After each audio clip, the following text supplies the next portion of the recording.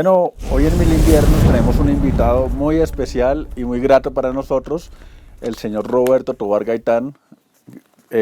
Nuestra generación lo conoció por programas como Colombia Culta, Paz Verde, y es un gran maestro para nosotros.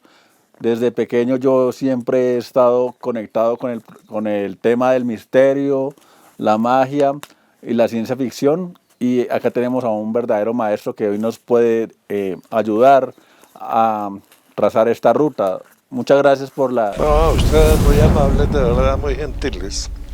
Sí, señor. Entonces entremos en materia y preguntemos sobre sus historias. Una de ellas que me causó un gran impacto desde su canal de YouTube, El Placer de Explorar, fue la de Pilón el Caminante. Me gustaría saber cuál fue su experiencia con este personaje. Yo trabajaba para la antigua revista Vea en esa época, escribía y pues tenía alguna preparación científica. Entonces Genaro Medina, el director de ese tiempo, un chileno, me envió a ver lo que era en ese momento la gran sequía del río Magdalena. Hoy a eso se le llama fenómeno del Niño, 73-74, 1973-1974. Y efectivamente encontré un río Magdalena chiquito, gran cantidad de peces muertos en las orillas, caimanes, babillas, un desastre total ambiental. Y entre esos había un grupo indígena que creo que aún subsiste, ¿no? No los volví a ver, pero creo que aún subsisten algunos. Y ese grupo indígena de los Coyaimas, si no estoy mal, estaban allí en una curva que se llama hoy la Ensenada del Muerto. Y en ese sitio hay un lugar, en la Ensenada del Muerto, una piedra que se llama la Piedra del Muerto. Es una piedra repleta o llena de jeroglíficos, de petroglifos, perdón, está tallada.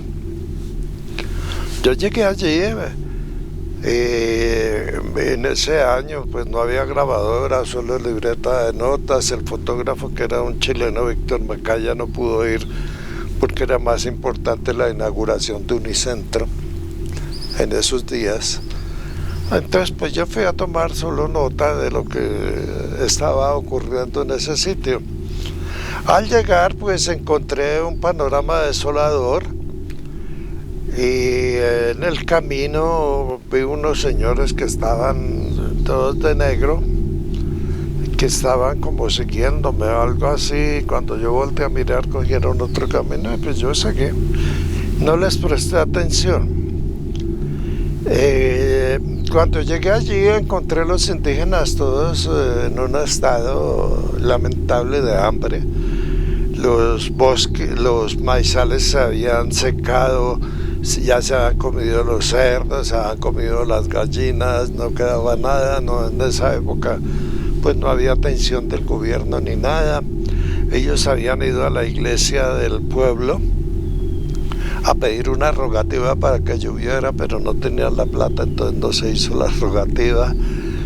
Bueno, el caso es que estando allí apareció un señor como Arnold Schwarzenegger, musculado, altísimo, muy grande, calvo, pero viejo, con muchas arrugas en el rostro.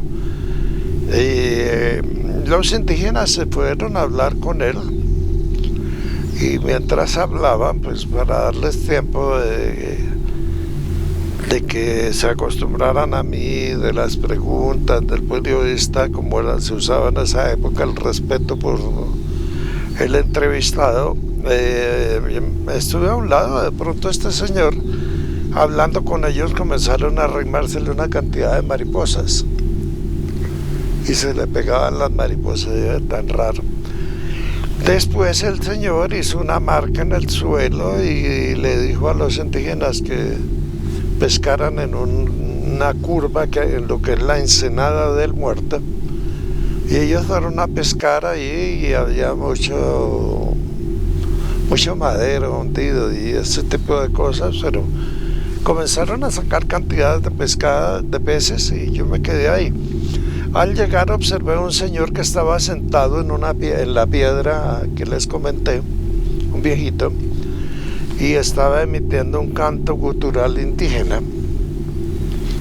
Yo le pregunté a uno de ellos qué era lo que hacía ese señor ahí y me dijo, se está muriendo, se echó a morir. ¿Cómo así que se echó a morir? Sí, él estaba a morir. Hoy se muere. Fue como tan normal y natural la cosa que estuve ahí, sacaron los peces, yo había llevado aceite, que me recomendó un tendero que les llevara aceite y sal, que era lo que más necesitaban. Había llevado, prepararon en una cazuela hedionda horrible los peces, los asaron y pues comimos, todo estaba muy delicioso. Entonces se me arrimó ya el señor alto y comenzamos a hablar y le dije que era lo de las mariposas. Me dijo, es que tengo sal en el cuerpo, mucha sal, y ellas buscan la sal. Le dije, bueno, ¿y el milagro de los peces? No, eso no es ningún milagro. Cuando hay mucho sol, mucho calor en el agua, ellos buscan refugio en las áreas oscuras. Y ahí hay un área oscura, entonces no había milagro, no había nada. Estuvimos ahí, yo me quedé esa noche ahí tendido en el playón. Aparecieron muchas arañas pollas a comerse los desechos de los peces, porque todo lo botábamos ahí, y la comilona fue grande. Y estuvimos hablando ahí con el señor, y cuando de pronto él comenzó a hablar de la galaxia, comenzó a hablar del pensamiento, la mente universal, comenzó a hablar de la chispa. Cuando le pregunté qué era la chispa, me dijo lo que ustedes llaman alma, el espíritu, del contacto. Comenzó a hablar de ese tipo de cosas, un loquito. Y seguimos hablando ahí. Hacia las 11 de la noche aparecieron unas luces ahí al frente sobre el desierto de la Tatacoa, en la margen del desierto de la Tatacoa. Bajaron y él dijo, ya llegaron, se paró, fue, luego regresó. Y así estuvimos hablando la noche de temas bastante extraños. Al día siguiente, luego de una caminata muy grande, me llevó a un río, el río Cabrera, no me acuerdo bien el nombre, ahí al lado, en el desierto de la Tatacoa, un río sagrado. Como lo era Caño Cristales y lo eran otros ríos que perdieron ese punto de misterio. Y estuvimos allí me hizo meter en el agua, me dio un cuarzo y él andaba con un cuarzo colgado. Y hablamos muchas cosas, ¿sí? De tipo, en esa época se llamaba Nueva Era. Ni siquiera era esotérico, ¿no? Ese término no se conocía. Era nueva era, era lo que estaba de moda en ese momento. Sí, señor. Usted cuenta, o en su canal, que usted volvió a verlo en alguna... Sí, nosotros nos volvimos a ver, pero eso es parte de la otra historia. Nos volvimos a ver en Bogotá en una reunión, ¿sí?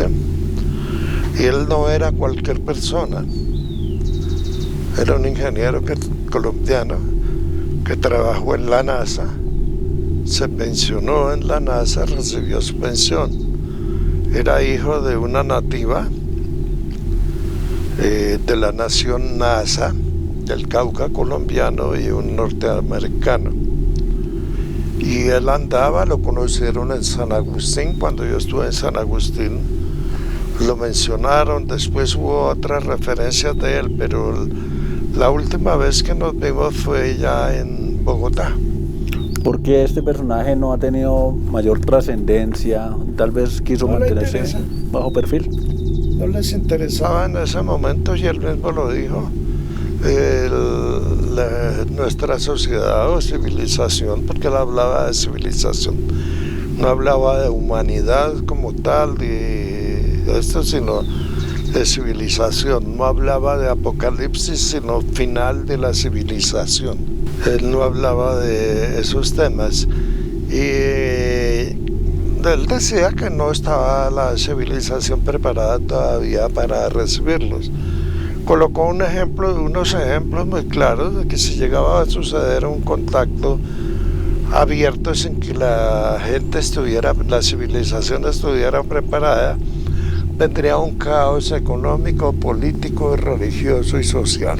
Ante la existencia de eso, porque muchas preguntas de carácter espiritual se iban a hacer y entonces las religiones que conocemos como tal desaparecerían, habría descontrol. El otro problema es que la humanidad comenzaría a verlos como dioses y no son dioses.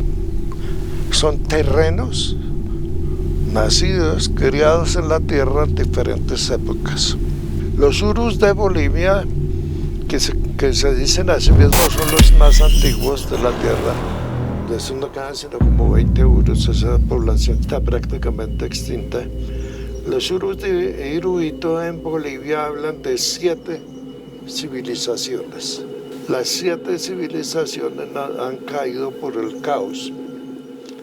La última fue el desastre solar, el castigo del sol que llaman. Ese castigo del sol fue hace más o menos 7.000, 8.000 años. La anterior fue el diluvio universal. El castigo del sol fue muy localizado, muy América. No sé si fue una supernova, si fue una llamarada solar, pero algo pegó en Norteamérica y afectó a todo este territorio. Los mayas también.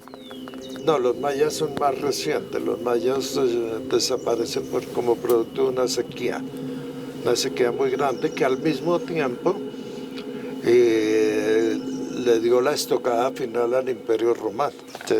Esa sequía, esa hambruna, eso que pasó fue casi al mismo tiempo.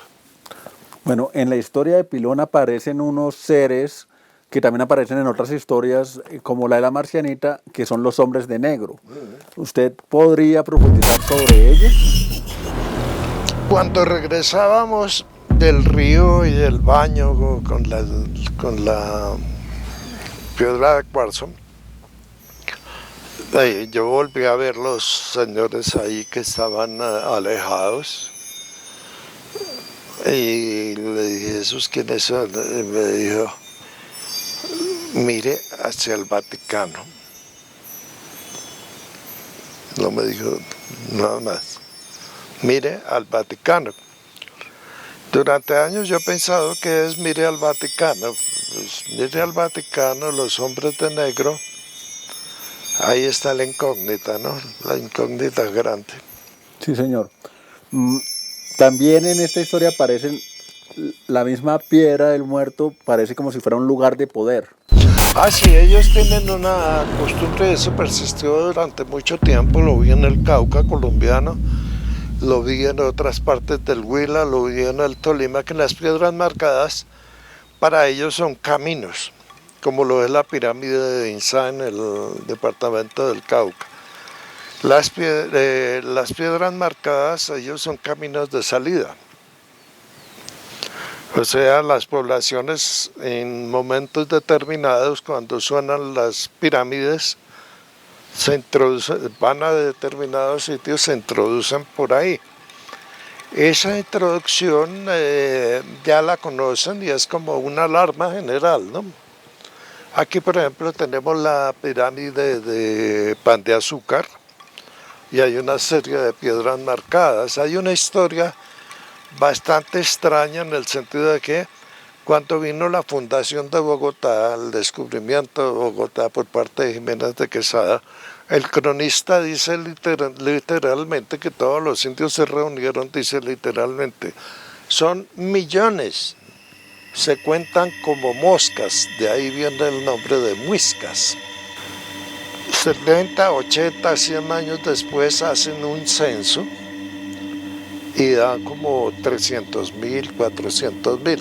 Bueno, que los mató la viruela, que los esclavizaron, sí, es posible.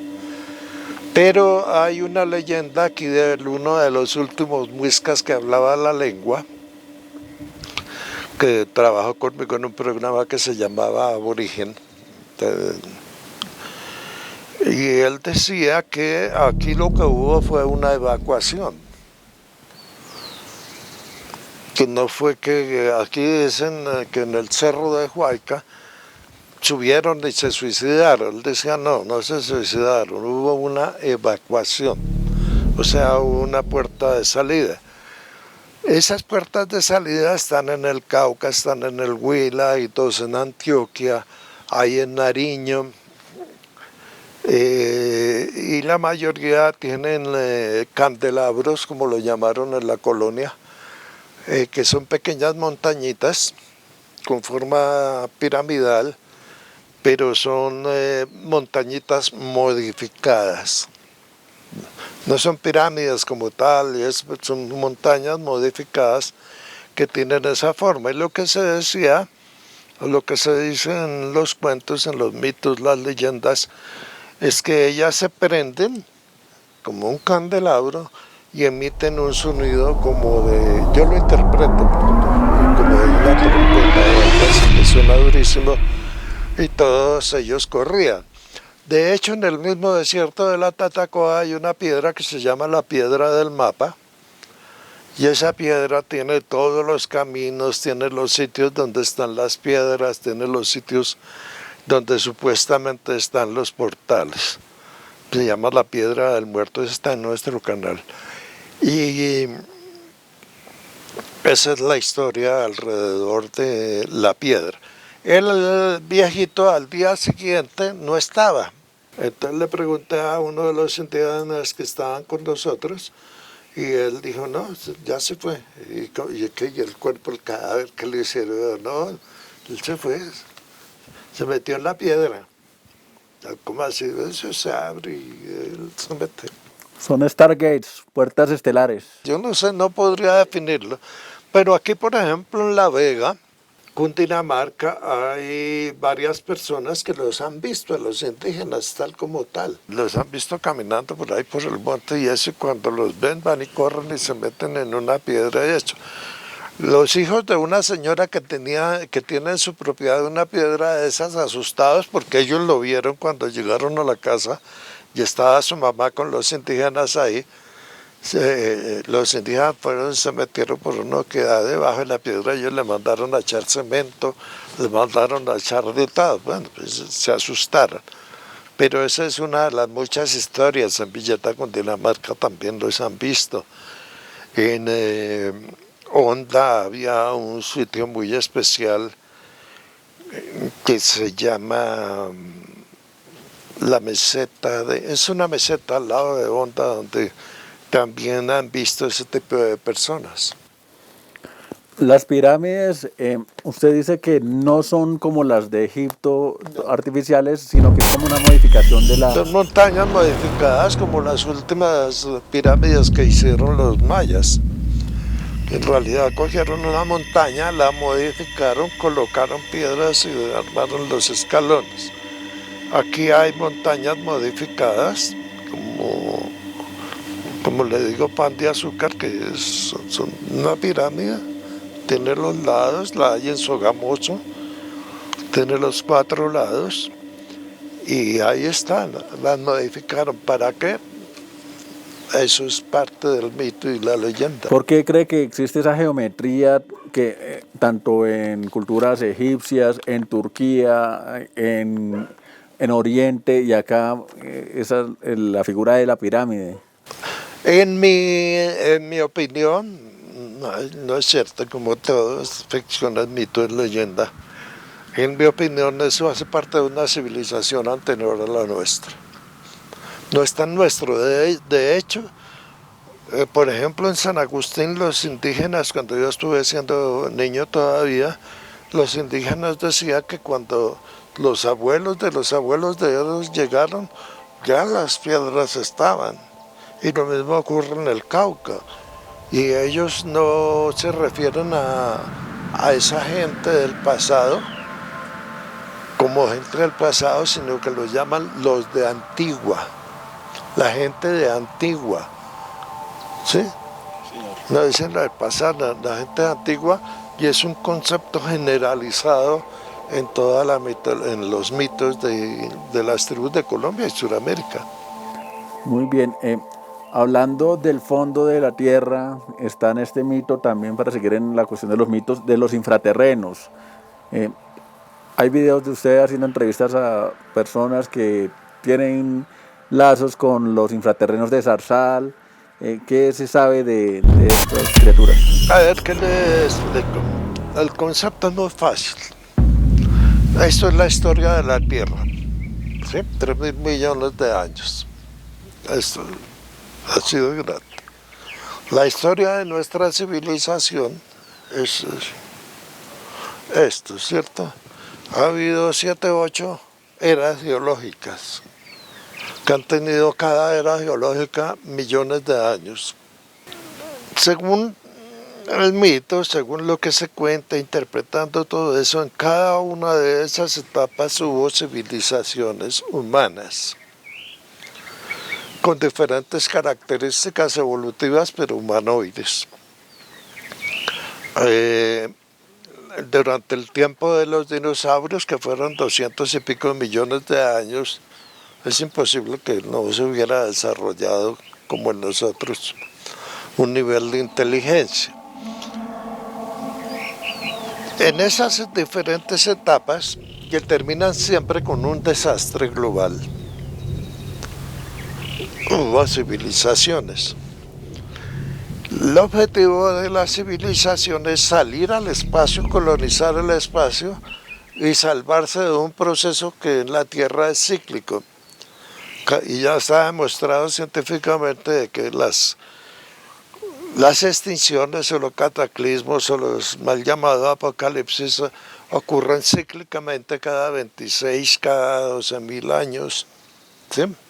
Cada 12 millones de años están marcados. ¿Por qué? Nadie lo sabe. El objetivo de la civilización, según la vikinga y es otro personaje, y parte de Pilón y Ezequiel, el objetivo de la civilización es abandonar la Tierra en el momento que sea necesario y colonizar otros planetas. Nuestra civilización, dice Pilón en la otra parte, ha debido alcanzar las estrellas hace 1000 años. Pero la civilización se torció con todos los aspectos religiosos, con todos los aspectos, ¿cómo es que se llama? ¿Económicos? No, cuando yo quiero mucha plata. Acumulativo. Eso, con todo eso, y el deseo de poder. A eso se suma la llegada de un grupo extraterrestre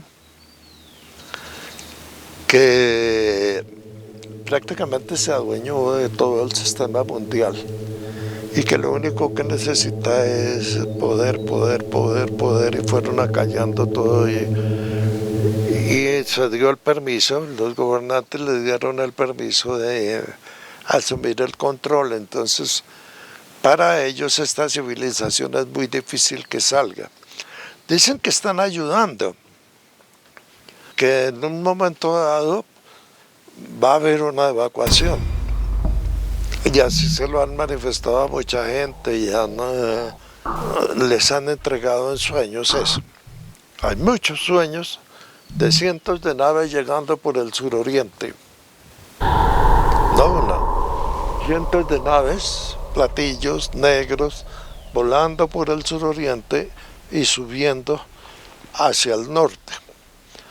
Hay premoniciones de personas muy serias, que una abogada, por ejemplo, que vio como en el momento en que eso ocurre, el sol está rojo, hay mucho calor, los animales se están quemando, el bosque, y entonces comienzan a recoger la gente. Algunas naves, según esos sueños, bajan y la gente va hacia ellas. Esta señora en sus sueños se quedó porque se devolvió a recoger la cartera que tenía toda la plata ahí. Cuando salió la nave ya no estaba y vio cómo se quemaba todo. Hay otros sueños en los que dan advertencias y dan unas claves específicas.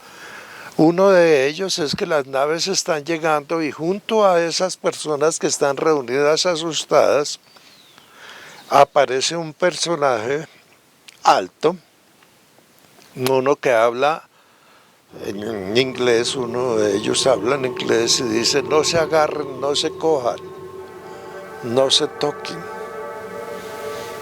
porque no los van a subir.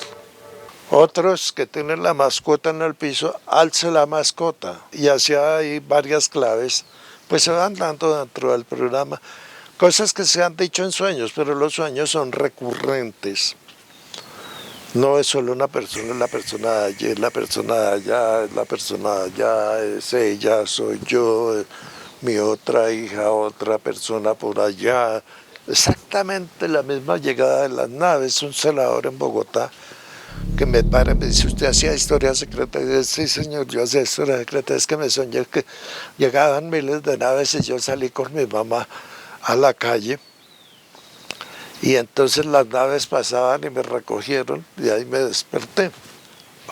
Es un sueño dentro de toda esta locura de fantasía, realismo mágico, realismo fantástico, que puede ser premonitorio. Existen otros seres en este mundo fantástico que por lo general se asocian con el lado oscuro. Se les llama demonios. También existen casos de las brujas, la brujería, esta forma de ciencia, digamos, o protociencia, que es la brujería. ¿Qué testimonios, experiencias tiene usted sobre estos casos? A ver, si usted mira su pensamiento, su nivel interior, de cualquier ser humano, a veces siente que tiene poderes, ¿no? Los mitos de volar, los mitos de mover cosas, los mitos de adivinar el futuro, las ideas personales de hacer cosas diferentes. Muchos entendemos que eso lo tenemos, que eso está dentro de nosotros, pero no lo podemos usar porque hay una barrera que lo impide. Algunas personas tienen apertura mínima de esa puerta para tener esos dones que todos sabemos que poseemos, pero no los podemos utilizar. Algunas personas utilizan esos dones para hacer el bien, lo que llamamos bien, porque el bien es subjetivo, o para hacer el mal, lo llamamos mal, pero el mal es subjetivo, ¿no? Sí, si me afecta a mí es malo, si yo lo hago es bueno, sí, es subjetivo. De eso pues sí se utiliza y hay muchas historias de telequinesis. De hecho, en mi familia había un personaje, Jorge Eliezer Gaitán, primo de Jorge Eliezer Gaitán, el otro, que movía cosas y eso era el escándalo. Y llamaron al obispo y el obispo fue allá a hacerle yo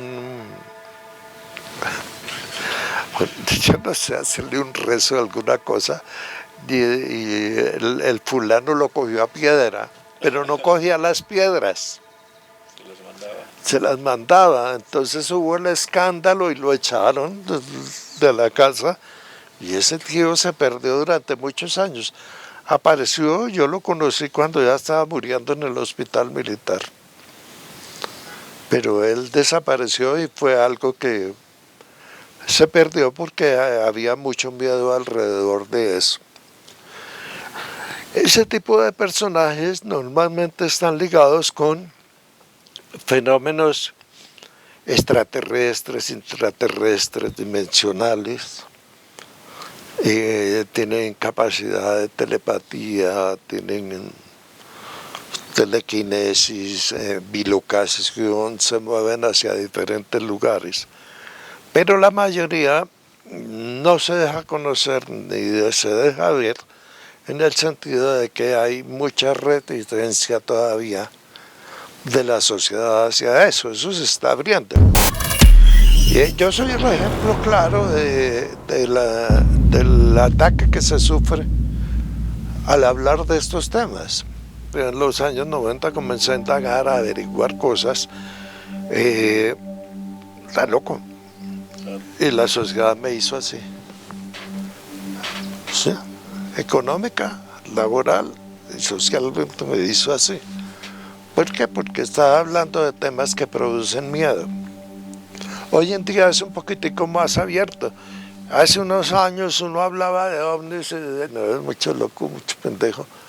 Hoy en día ya el mismo Pentágono, Rusia, Chile, Argentina, están aceptando que ocurran cosas que se están viendo y que hay ovnis, que objetos voladores no identificados, y el tema ya como que se puede hablar un poquito más abiertamente de eso.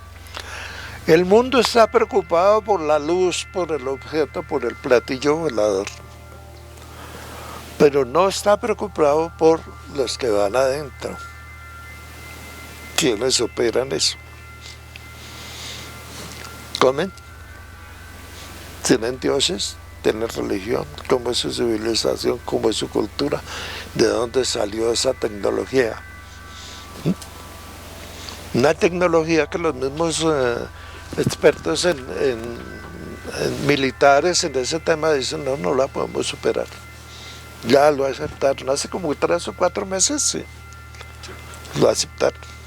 Digamos que vivimos en un mundo que premia lo superficial y castiga lo profundo, porque estos temas, irónicamente, la gente dice que son locuras y esto, pero ya cuando ven que existe una profundidad ahí, se aparta o aparta a los que estamos en este tema. Les da miedo. En general, en la esencia, los ataques provienen del miedo, ¿no? Eso ha ocurrido con la religión. Cuando comenzó la religión católica en Roma, el cristianismo, perdón, daba miedo. Cuando los españoles llegaron y encontraron estas religiones por acá, les daba miedo y destruyeron todo. Pues porque los afecta económica, social, psicológicamente. Lo primero que llegaban era destruir los templos. Sí, a destruir todo. Todo. ¿Cómo ha sido esa integración de Roberto Tobar Gaitán a las nuevas tecnologías que vemos que por un lado premian lo superficial, lo banal, lo estúpido, pero por otro lado es un canal que permite a las personas que estamos interesadas en temas profundos a conocernos, conectarnos y saber más? ¿Cómo ha sido esa integración a nivel de su canal y de su vida profesional? A ver, cuando yo sufrí, como le dije, yo soy víctima de hablar de eso. Fueron 3 ataques muy duros, separaciones muy duras. Entonces resolví que iba a contar las cosas, pero como cuentos. Entonces comencé a escribir cuentos. Dentro de los cuentos hay claves y el que sepa entender entiende y va conectando toda la historia. Yo estuve 10 años desempleado. No me daban trabajo, por el man está loco. Y me dediqué a estudiar todo lo que eran sistemas, sabiendo ya que venía Internet, porque hacia los años 90 la BBC de Londres produjo un video que se llamaba La televisión ha muerto. Y en ese video contaban qué era lo que venía. Entonces yo dije, si eso es por ahí, ya vinieron los canales privados, vino el desastre. Y entonces arranqué por ahí con ese tema y me preparé, aprendí Photoshop, aprendí animación 3D, aprendí otros programas como el After Effects, etcétera. Yo ya tenía preparación para escribir, preparación para edición, y aquí con mi hija asumimos el trabajo completo, ¿no? Integrado desde la concepción de la idea al producto final. Pues con la pandemia eso no dio campo de más. Sí, siempre he pensado que la ciencia ficción es el arte de decir verdades metidos como ficción. Camufladitas. Se ha demostrado, Isaac Asimov es uno de los grandes escritores de ciencia ficción, ha contado cosas. Hay mucha gente, ¿no? Mucha gente. Ahora La gente tiene miedo, pero hay que darse cuenta de que ya están con nosotros, andan con nosotros, caminan con nosotros, comen con nosotros, hablan con nosotros, están camuflados, están aquí. No están en las naves, no están en los lados, están dentro de la sociedad, metidos dentro de la sociedad y están influenciando de alguna manera muchos cambios. Y lo podemos ver en la forma en que los últimos 10 años ha cambiado la sociedad humana. Usted, para cerrar la entrevista, con todo el recorrido que tiene en materia periodística, en este tema de los misterios, sus propias investigaciones, ¿cuál cree que es el propósito del ser humano, por lo menos en esta civilización? El propósito del ser humano es vivir. Sí, no más. Que es que yo voy a hacer esto, no, vivir, viva.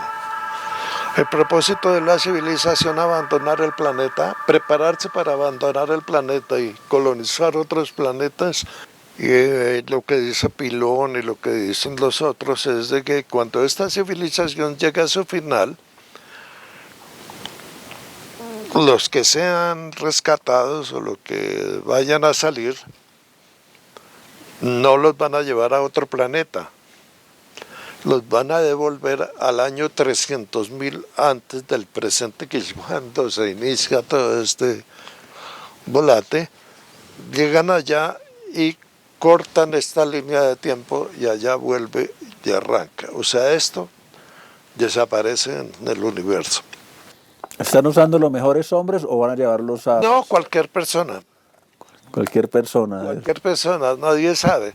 Hay una clave que sí me dio Pilón y es que se llama, él hablaba de obras de misericordia. Pero si uno analiza las obras de misericordia, es simplemente comportamiento humano hacia los demás. Entonces hay que estudiar bien las obras de misericordia para tratar de tener un poquitico el ensanchamiento de lo que él llamaba la energía vital para que pueda ser recogido. Porque no todos pueden ser recogidos. Están los abandonados, que se llaman los abandonados. Me estoy metiendo en un tema difícil. Los abandonados son los que no tienen chispa, siguen viviendo, son personas comunes y corrientes y todo, pero perdieron la chispa. Yo escribí un cuento que se llama El Abandonado y es sobre eso. Sí, entonces, los abandonados no tienen alma, no tienen espíritu, siguen siendo seres, pero su comportamiento, su negación de todo, su capacidad de producir y generar mal, hace que haya el abandono. Ya no hay nada que hacer fuera y sale la chispa para otro lado. Los abandonados sí, lógicamente no. Hay que tener un buen volumen de energía que se logra con la clave de todo, amor. Parece una estupidez, amor. Pero nosotros estamos acostumbrados en esta civilización a que si yo tengo poder, tengo dinero, tengo riquezas, tengo fama, etcétera, yo soy grande y intocable. Ahí está Alemania. Le cayó una inundacioncita chiquita ahorita, porque aquí son peores y se armó el lío. Está Canadá y Norteamérica con todo lo mejor de tecnología, con todo lo mejor de calidad de vida, y se calentó y ya está llegando a Nueva York la ola de calor. No hablemos de Australia. Rusia se está descongelando. China, lo que pasó esta semana, que hubo una inundación, que el metro quedó inundado y nunca van a decir los muertos porque los últimos videos el agua les llega hasta acá. Eso está sucediendo. Podemos tener toda la mejor tecnología, lo mejor de lo mejor, pero no estamos preparados. La soberbia humana es muy grande, muy, muy grande. Actos de caridad y amor. ¿Sí? Esa es Y bueno, nos despedimos dándole mucho... No, a ustedes muy amables, perdonan todas las locuras que hablan. No, una gran chispa y quedamos muy agradecidos. Usted para nosotros siempre será un gran maestro. Gracias, con mucho gusto, muy amables.